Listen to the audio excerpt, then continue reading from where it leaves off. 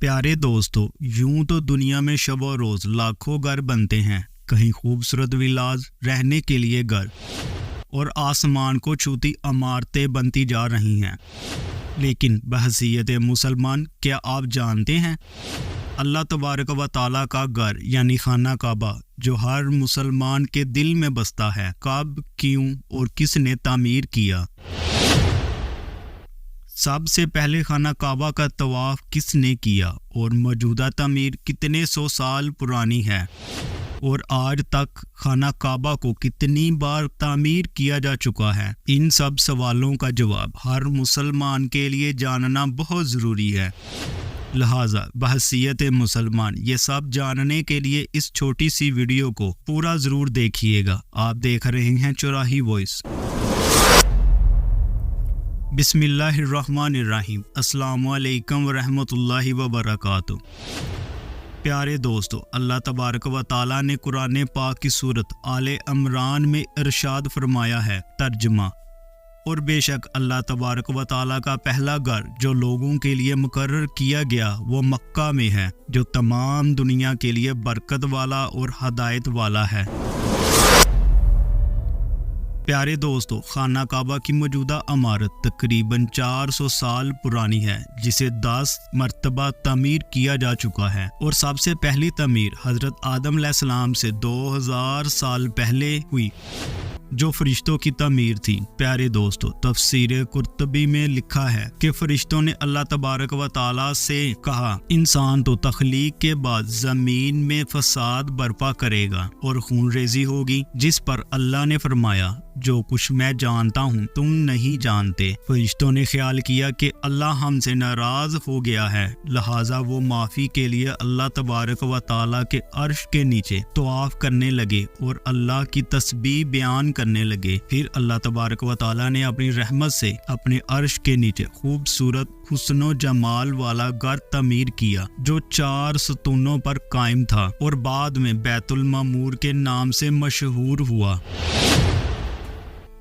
اور یہ 7ویں آسمان میں عرش کے سامنے کعبہ شریف کے بالکل اوپر موجود ہے۔ ہر روز 70,000 فرشتے اس کا طواف کرتے ہیں، اور یہ آسمان والوں یعنی فرشتوں کا کعبہ ہے۔ پیارے دوستو، پھر اللہ تبارک و تعالیٰ نے حکم دیا اور فرشتوں سے کہا، اس کی مانند زمین پر بھی میرا گھر بناؤ تاکہ زمین والے بھی میری عبادت کر سکیں۔ فرشتوں نے اللہ کی بات مانتے ہوئے زمین پر سب سے پہلے اللہ کا گھر یعنی خانہ کعبہ بنایا،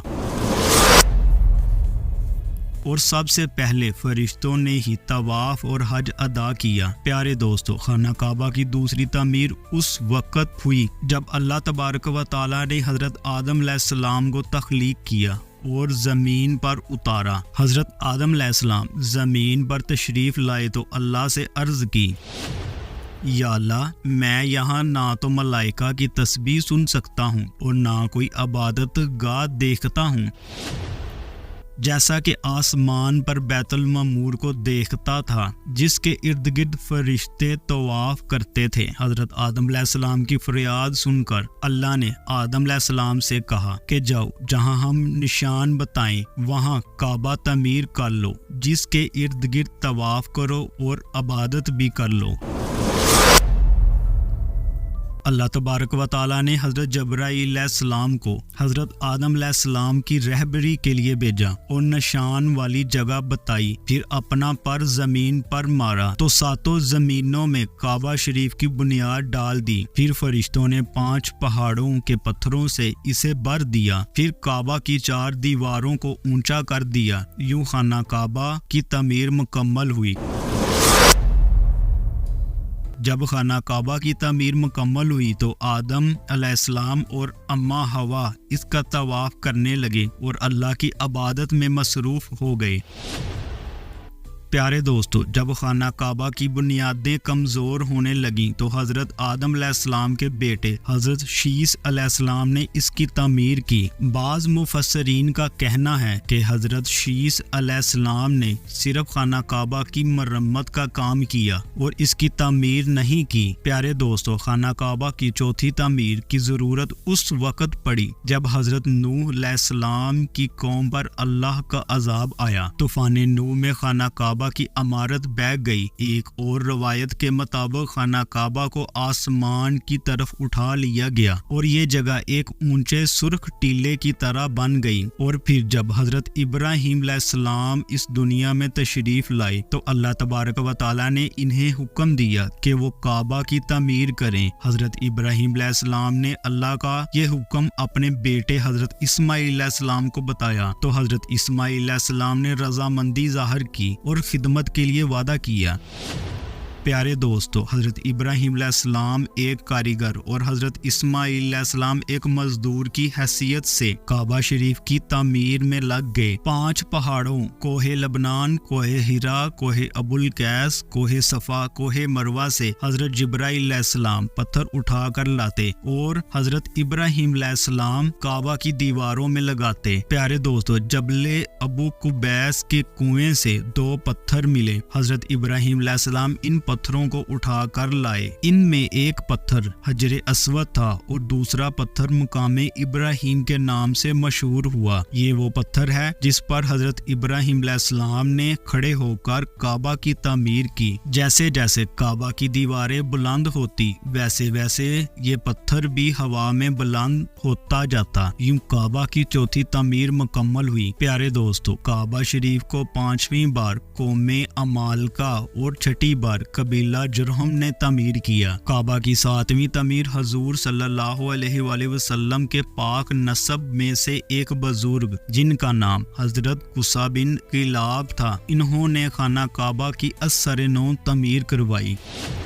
8ویں تعمیر کی ضرورت اس وقت پیش آئی جب قبیلہ قریش کی سرداری کے دور میں ایک زبردست سیلاب آیا جس سے خانہ کعبہ کی دیواریں کمزور ہو گئی اور پھر قبیلہ قریش نے تعمیر کروایا۔ اس تعمیر میں حضور صلی اللہ علیہ وآلہ وسلم نے بھی شرکت فرمائی۔ پیارے دوستو، خانہ کعبہ کی 9ویں تعمیر کی ضرورت اس وقت پیش آئی جب یزید کی فوج نے کعبہ پر سنگ باری کی۔ نتیجہ میں کعبہ کی دیواریں کمزور ہو گئیں اور پھر عبداللہ بن زبیر نے کعبہ کو نئے سرے سے تعمیر کروایا۔ کعبہ کی 10ویں تعمیر عبد الملک بن مروان کے نائب حجاج بن یوسف، جو ایک ظالم حکمران تھا، اس نے کعبہ کو قریش والی تعمیر کے مطابق بنوایا۔ پھر 1040 ہجری میں سلطنت عثمانیہ کے سلطان مراد بن احمد خان شاہ قسطنطنیہ نے حجر اسود والے رکن کے علاوہ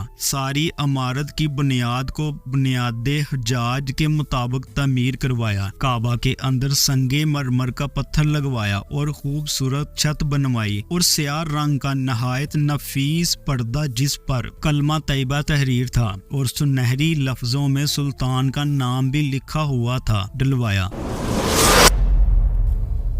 اس کے بعد شاہ فہد بن عبد العزیز نے 1417 ہجری کو بیت اللہ کی تجدید کا کام شروع کیا۔ اس طرح خانہ کعبہ کی موجودہ عمارت تقریباً 406 سال پرانی ہے، کیونکہ خانہ کعبہ کی آخری مکمل تعمیر 1040 ہجری میں کی گئی تھی۔ پیارے دوستو، اگر آپ کو ہماری اس چھوٹی سی ویڈیو میں کوئی اہم معلومات ملی ہوں جو آپ پہلے نہیں جانتے تھے تو اسے لائک اور چینل کو سبسکرائب ضرور کیجیے گا۔